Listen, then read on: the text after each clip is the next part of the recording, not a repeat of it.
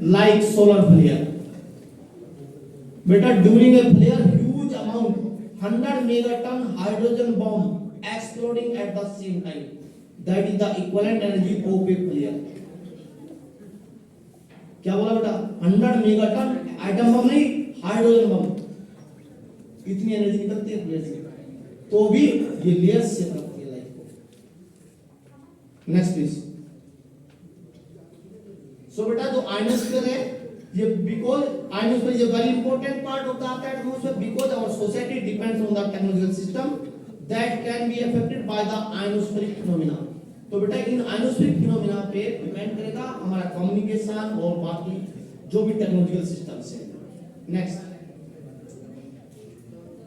So this is the layer structure of the atmosphere and the ionosphere.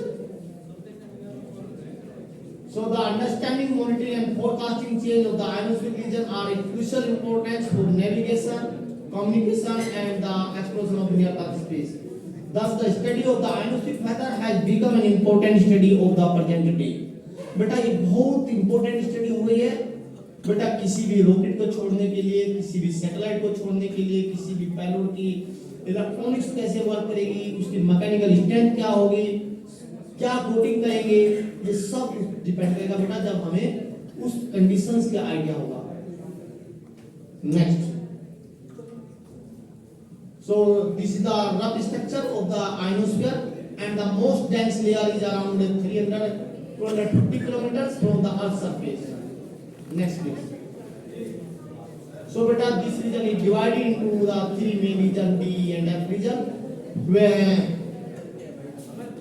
बेटा मुझे लगता है शायद कुछ इंटरेस्ट कम आ रहा है, तुम तो बहुत आवाज कर रहे हो.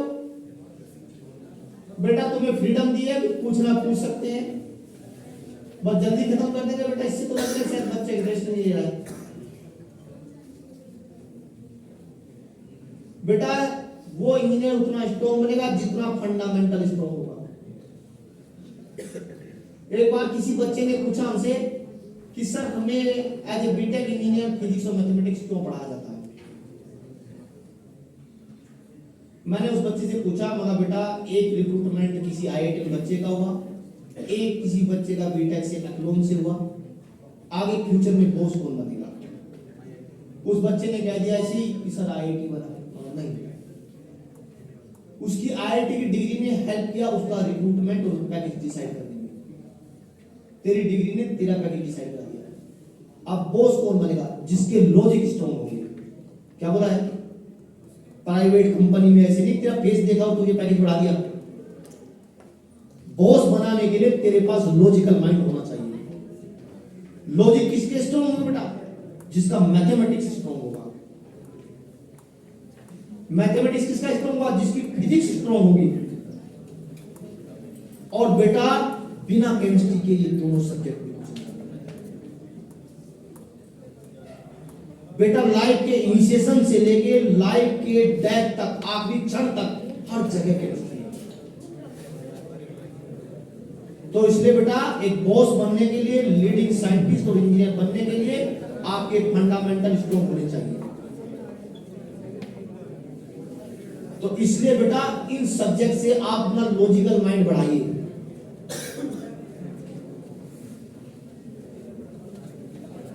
Next please. बेटा ये तो बड़ा फंडामेंटल चीजें हैं, बस मैं तुम्हें एक नई डिस्कवरी बताता हूं. नेक्स्ट चलिए please. Next one more. Next please.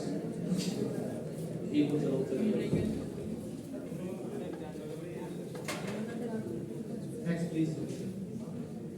आइए बेटा. प्लाज्मा वर्ड सुना हुआ बेटा? बेटा मैटर की 5 स्टेट्स हैं: सॉलिड, लिक्विड, गैस, प्लाज्मा और मोस्ट आइंस्टीन कंडेंस मैटर.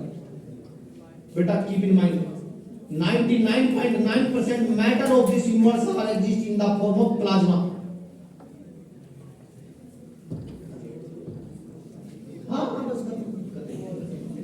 बेटा क्या बोला है? 99.9% matter of this universe are exist in the form of plasma. It means बेटा पॉइंट 1 में क्या है? सारे स्टार्स, सारे प्लेनेट, सारे अर्थ, नेचुरल सैटेलाइट, हम और तुम, क्या है 0.1%। इट मींस बेटा ह्यूज अमाउंट और almost 99.9% are exist in the form of plasma. Plasma है क्या बेटा? Ionized whole. बेटा एटम भी आयनाइज हो सकता है, मॉलिक्यूल भी आयनाइज हो सकता है। That is the plasma ionized whole. Next please. So बेटा जो आयन प्रोडक्शन की बात करते हैं, there are several mechanism by which we can produce the plasma और द आयन और electric electrons in the atmosphere. Main process is the primary source is sun.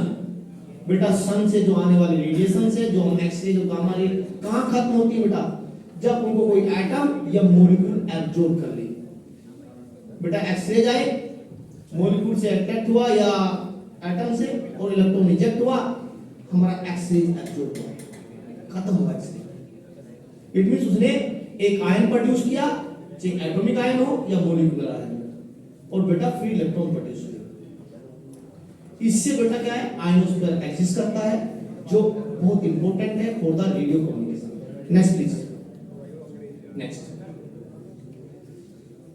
बेटा ये हम बात करते हैं कि धरती पर सर्वाइवल के लिए सबसे इंपॉर्टेंट है बेटा सन। अगर सन नहीं है तो हम सर्वाइव नहीं कर सकते। सन की वजह से ही हमारा ऑप्टिमम कंडीशंस बैलेंस है। मींस बेटा ऑप्टिमम टेम्परेचर, टेम्परेचर की वजह से बेटा क्या होगा? विंड होगी, विंड मोशन होगा, बेटा रेन होगी, क्लाउड फॉर्मेशन होगा, सब कुछ होगा बेटा। अगर एनर्जी का सोर्स सन ही नहीं है तो बेटा ये क्या है? ये भी इसका भी अपना एक फेज है। सन क्या बेटा? एक गैसेस बाउल है जो डिफरेंट लेयर डिफरेंट वेलोसिटी से ट्रेवल कर रही है, उसकी मूव कर रही है डिफरेंट बाउल। तो बेटा उससे क्या होता है? उसके अंदर भी ट्विस्ट एंड ट्विस्ट मोशन है, जिससे क्या होता है बेटा? सन स्पोर्ट्स प्रोड्यूस होते हैं। सन स्पोर्ट्स ही फ्लेयर के रूप में ब्रस्ट होते हैं, जिससे millions tons of hydrogen bomb के इक्विवेलेंट एनर्जी रिलीज होती है। सन का एक साइकिल जो एवरेज साइकिल है बेटा, वो क्या आसान है? ये 7 साल भी हो सकता है बेटा और 15 भी हो सकता है, लेकिन एवरेज वैल्यू 11 मिनट्स है जो सोलर साइकिल कंप्लीट करने में सन को लगता है। Next please. आगे कर दीजिए। Next please. और आगे करिए। हाँ बेटा, बेटा अब हम तो बात कर रहे हैं भाई सन से जो रेडिएशंस आते हैं वो आयनाइज करते हैं। बेटा हमें नहीं मालूम कि यहाँ पर हमारा एक्लोन बना है, यहाँ पर जिस रोक पे ये बना है इसके अंदर कोई यूरेनियम या बेटा कोई रेडियोएक्टिव एलिमेंट भी हो भी सकता है, नहीं भी हो सकता, हमें तो मालूम नहीं। बेटा अगर हमारे पास कोई रेडियोएक्टिव एलिमेंट नहीं प्रेजेंट है तो उससे भी क्या है? एनर्जी रिलीज होती है, जो एनर्जी हमारे क्या करती है? एयर मॉलिक्यूल को आयनाइज करती है। इट मींस फ्री इलेक्ट्रॉन रहेगी लेकिन एम्बिएंट डेंसिटी बहुत ज्यादा है, तुरंत कैप्चर कर लेगी।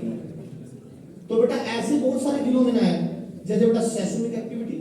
बेटा मेन शॉक आने से पहले छोटे छोटे अर्थक्वेक आने लगते हैं। छोटे अर्थक्वेक मींस बेटा एनर्जी रिलीज होती है in the form of ultraviolet, ultra low frequency to very low frequency range.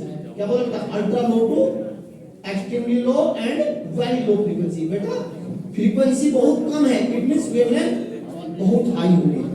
बेटा बड़े बड़े कदम रखना। इट मींस वो एनर्जी जो अल्ट्रा वायलेट फ्रीक्वेंसी है या एक्सट्रीमली लो फ्रीक्वेंसी है, बड़ी वेवलेंथ की वजह से आयनोस्फीयर में पेनिट्रेट करेगी। पेनिट्रेट करेगी बेटा, इट मींस वहां पर कुछ डिस्टरबेंस क्रिएट करेगी। तो बेटा एक वीक पहले स्टार्ट होता है प्रोसेस।